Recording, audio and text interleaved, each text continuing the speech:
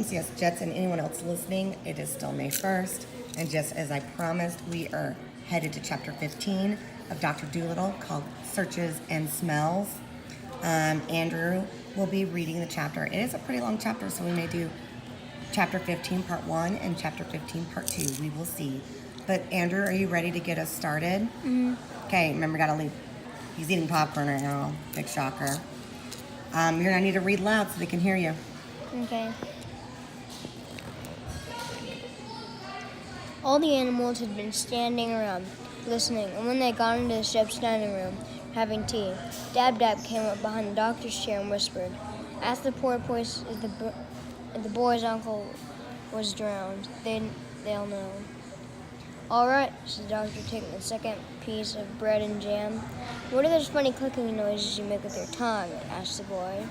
"Oh, I just said a couple words in duck language," the doctor answered. "This is Dab, one of my pets." "I didn't even know that ducks had a language," said the boy. "Are all these other animals your pets too?" "What's that strange looking thing with two heads?" "Shh," the doctor whispered. "That's my pushman pulley. Don't let him see we're talking about him. He gets so embarrassed." "Do you think we'll be able to find my uncle for me?" asked the young boy. "We're going to try very hard," said the doctor. "Now, how does your uncle like to look out?" "What does your uncle like to look at?" "He has red hair," the boy answered, "very red hair, and the picture of an anchor tattoo on his arm. He was a strong man, a kind uncle, and the best sailor in South America. His fishing boat is called the Saucy Sally, a cutter rigid sloop." "What is a cutter ridge sloop?" whispered Gub to Jip. "Shh, shh. That's the kind of ship the man had," said Jip. "Keep still, can't you?" "Oh," the pig. "Is that all? I thought it was something to drink." So the doctor left the boy to play with the animals in the dining room and went upstairs looking for passing porpoises. Hey, Andrew. And soon the whole school came dancing and jumping through the water on their way to Brazil. When they saw a doctor leaning on the rail of a ship, they came over to see how he was getting on. The doctor asked them if they had seen anything of a man with red hair and an anchor tattooed on his arm. "Do you mean the master of the Saucy Sally?" asked the porpoises. "Yes, that's the man. Has he been drowned?" "The fishing sloop was sunk, and we saw it lying on the bottom of the sea. There was no one inside it because we went and looked. His little nephew is on the ship here with me. He's quite afraid his uncle is drowned." "Oh, he isn't drowned," porpoises. "If he were, you would have heard it from the shrimp. Real saltwater news. The shellfish call us the ocean gossips. No, tell the little boy we are sorry. We do not know where his uncle is. We're quite certain he hasn't been drowned by the sea." So the doctor ran downstairs with the news and told the nephew. He clapped his hands with happiness, and the pushing pulley took the little boy on his back and came right around the dining room table, while all the other animals followed behind, beating the dish covers with spoons, pretending it was a parade. "Your uncle must now be found," said the doctor. "That's the next thing. Now we know he wasn't thrown into the sea." Then Dab came up to him again and whispered, "Ask the eagles to look for the man. No living creatures can see better than an eagle. When they are miles high in the air, they can count ants crawling on the ground. Ask the eagles." So the doctor sent one of the swallows off to get some eagles. And in about an hour, the little birds came back with 6 different kinds of eagles. A black eagle, a bald eagle, a fish eagle, a golden eagle, eagle vulture, white-tailed sea eagle.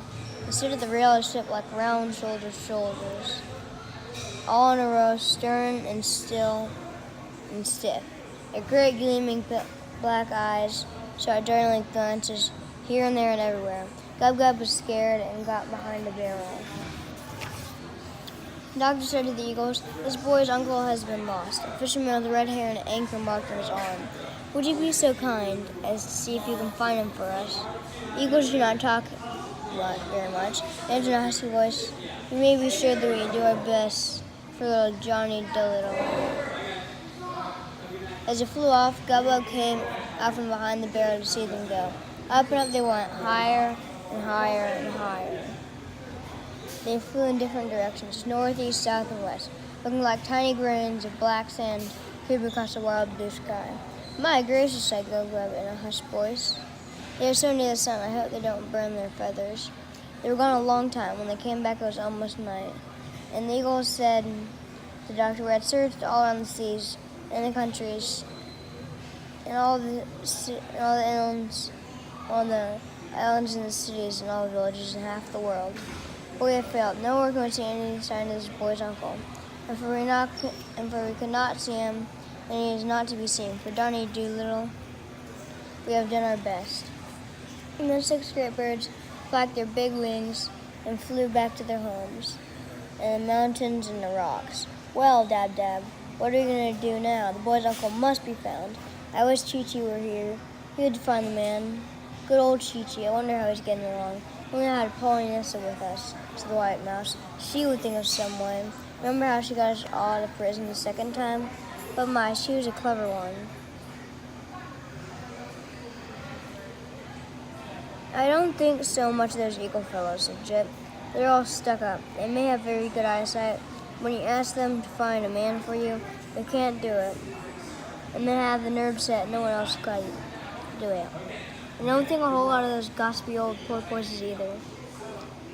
And they could tell us that the man was in the sea. We don't know where he isn't. We want to know where he is. It's easy to grumble, said Gub-Gub. But it isn't so easy to find a man. You have to hunt the whole world for him. We couldn't find the boy's uncle any more than the eagles could. Couldn't I? Said the dog. That's what you think, you silly little piglet. I haven't gonna try yet, have I? You wait and see. Then Jip went to the doctor and said, please ask the boy has anything in his pockets that belonged to his uncle. So the doctor asked him. The boy took from his pocket a green red handkerchief, a great big red handkerchief, and said, this is my uncle's. As soon as the boy pulled out, Pip shouted, peppermint, by jingo. Richard's oil peppermint tablets. Can you spell it? Your uncle takes peppermints, doesn't he? Yes, my uncle took a lot of peppermints for his stomach. Fine, the man's as good as found. It'll be as easy as stealing milk from a kitten. Tell the boy I'll find an uncle for him in less than a week. Let's go upstairs and see which way the wind is blowing. As they climbed the stairs, Jip explained, wind is a very point and long-distance smelling. It mustn't be a fierce wind, of course it must blow the right way. A nice steady breeze, and the best of all, ha, it's a wind from the north. And Jip went onto the front of the ship and smelled the wind, so muttering to himself, tar, Spanish onions, lamp oil, wet raincoats, crushed leaf, lace curtains being washed, no lime steak, lace curtains hanging out to dry, boxes, hundreds of them, cubs, and can you really smell those different things in one wind? Asked the doctor. Well, of course, only a few easy smells. But now I tell you some of the hardest scents are coming on this one.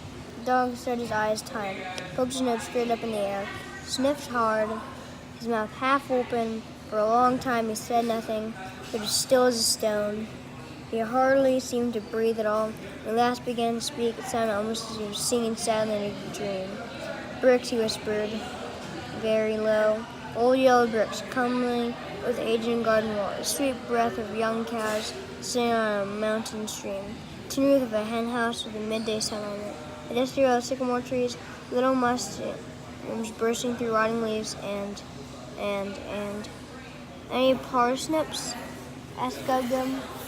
No, said Jip. You always think things to eat. No parsnips and no peppermint. Plenty of sugar candies, sweet cream, and a few chocolates, but no peppermint. And just wait till the wind changes to the south. I think you're fake, Jip, said Gub-Gub. Whoever heard of finding a man in the middle of the ocean just by smell? I knew you couldn't do it. Look here, said Jip, getting really angry. You're going to get a bite on the nose in a minute. Stop quarreling, said the doctor. Stop it. Life's too short. Tell me, Jip, where do you think those smells are coming from? From Devon and Wales, most of them. The wind is coming that way. Well. That's really quite remarkable. I must make a note for that for a new book. I wonder if you could train me to smell as well as that. But no, perhaps. I'm better off the way I am. Come to have supper. I'm quite hungry. So am I, said Gub-Gub. Okay, MCS Jets, that was chapter 15 of Dr. Doolittle. Once again, it's May 1st. We are going to try to finish this book before school ends because that'd be kind of embarrassing if we didn't, especially because it's a lot shorter than other books. Anyway, have a good night, Jets. We will see you soon.